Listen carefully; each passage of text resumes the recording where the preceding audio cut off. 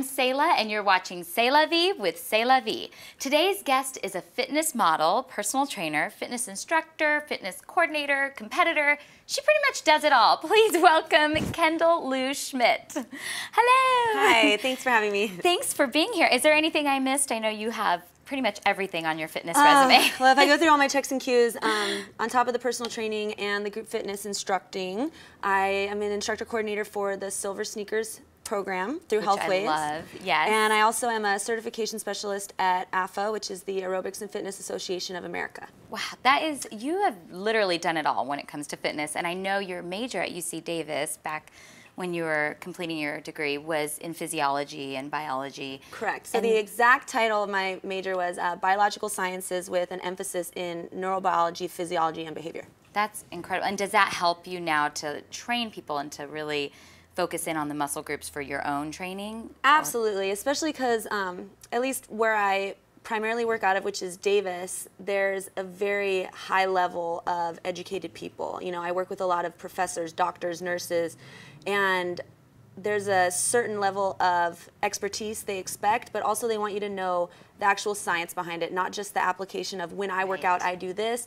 They want you to understand what's actually happening inside the body and why it's changing that way, why certain movements would be less risky than others, or why certain exercises would be better for them, why certain things are better to eat. And if you can usually give someone the education behind it, they tend to maybe believe you a little bit more. Yeah, absolutely. I always say, when you know a why, you can do a how. Exactly, you know? yes. So, and did that help you, or did that motivate you in the beginning, just getting that knowledge to become a fitness competitor? Or how did you first get started with competing? Well, I've always been super hyperactive. If you can't tell, I have a really hard time sitting still. Yeah. Yeah, so, you know, sports were something I fell into in high school.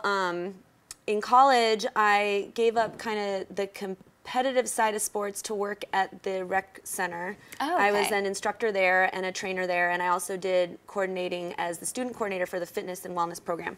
Oh, wow. We worked a lot with athletes at different teams, like yoga with the football team. Oh, cool. We did cycling with the men's basketball team, which, you know, if you try to watch those 7 feet guys sit on a spin bike, it's hilarious. God. I bet that's comedy. Yeah, and you know, after I graduated, I was just so enthralled with it and so happy with where I was. I just wanted to pursue that further. Through doing so much activity, actually, I ended up having a wrist injury. I had to have surgery, a de Quervain's release, where they basically cut the sheath of the main tendon to my thumb. And that was, I would say, from starting symptoms to feeling like I could lift weights again was about a 3-year time period. Wow. So in that time frame, you know, I did have to give up triathlons because I couldn't really hold the handles of the road bike.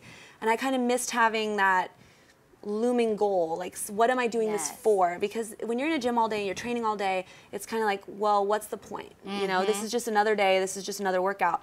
So on a whim, I just kind of thought, you know, if I focus on my diet, I can still do the activities I'm doing, maybe without the heavy weights or the road biking or whatever, and I can have a goal. So that's how I did my first NPC show, and I was hooked ever since. That's amazing. Yeah. And now you are in the top 5 in the body space competition this weekend. And it hasn't really sunk in. I still can't even really take all this in. I don't even know what's going on. I am so excited. Well, we're just so honored to have you and Thank excited you. for you.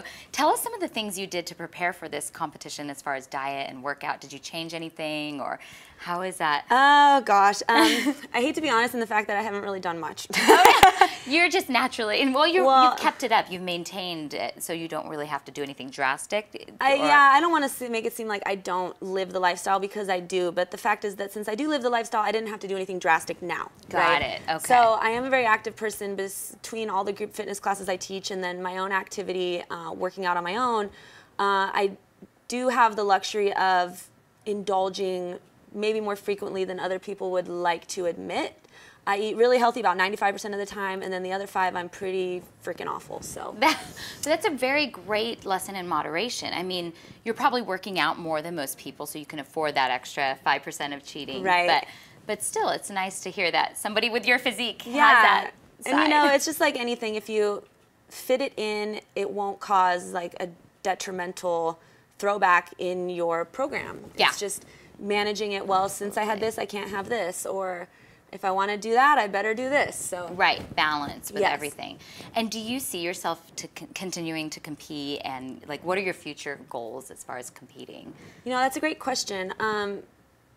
I definitely plan to continue to compete. Right now I'm kind of on the fence with what I'm going to do, because currently all the feedback I've been getting from the NPC judges as far as my body type is that I'm a little too muscular for bikini. And I found that when I was training with a coach, I was constantly being sort of held back from lifting weights. Like, okay, we need to stop lifting your shoulders. They're getting too big. Wow. Okay, we need to lay off your legs. You look like Quadzilla. Oh. And I felt like I was like, wait, but I like lifting weights. You know, I want to lift weights. So right now I'm either going to maybe have to shift up to figure, which would be a more muscular category. Okay. Or shift organizations to the WBFF, where they kind of embrace a more muscular female physique. Because, and do you enjoy the weightlifting part of it? I mean, it would be I sad to give that up, Yes. I would think. Yeah. Yes. Do you enjoy weightlifting more than cardio, would you say, or? I'm a born and raised cardio junkie. Okay. You know, teaching spin was my first love after I gave up competitive swimming and water polo. And I still really, really love getting my heart rate up, but I think the weight training is like my alone time. Yes. It's kind of like my zen time. It's very zen. It can be very just meditative with the repetitions and absolutely. How many hours a day would you say that you work out on average? Just to shock our viewers now. It depends on the day. So usually, I'll just give you a random day. Let's say it's Friday. Yeah. Friday morning, I teach a Silver Sneakers class at 7:30. I teach Pilates at 8:45. Then I teach Heat, which is a boot camp style class, at 10 o'clock. And then sometimes I'll go to Bikram at night, which is 90 minutes. Yeah. Hot, sweaty. You know, there are other days, like Tuesday, I'll do a boot camp class in the morning and then a spin class in the afternoon, and I'll lift weights on my own in the middle of the day. If I'm getting ready for a show, usually I'll turn up a little more independent cardio.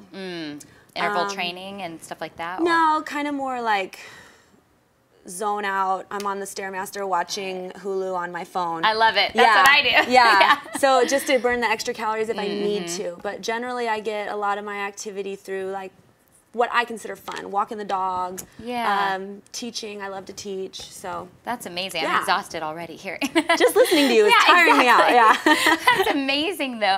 And you're still keeping track even when you're not competing of how many hours, calories burned, calories consumed. Do you keep track of everything? Well, ironically enough, what I have found is the issue for me is that sometimes I get these really bad cravings to binge out at night. So I'll be good all day. I'll get home and I'm like, oh my God, it is all I can do not to eat this entire box of gluten-free chocolate chip cookies, you know? Yeah. So I've learned through my own tracking that if I don't eat enough to compensate for the amount of activity I have during the day, I get those weird cravings at night.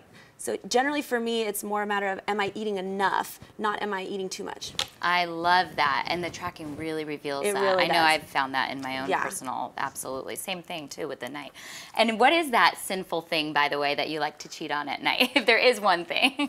Usually something very sugary or chocolatey or peanut buttery. Am I making you hungry yet? Yeah, I like that all. I know. And I'm sure Sign me up. Yeah, exactly. And I'm going to find a way to healthify something chocolatey, peanut butter. I know there's a million healthy ways you can do it, believe it or not. So thank you so much for being here with us. It's been my pleasure. Thank you so much. Yes, and please make sure to check out Kendall's Body Space profile and her Facebook and Twitter. It's all up there on the website.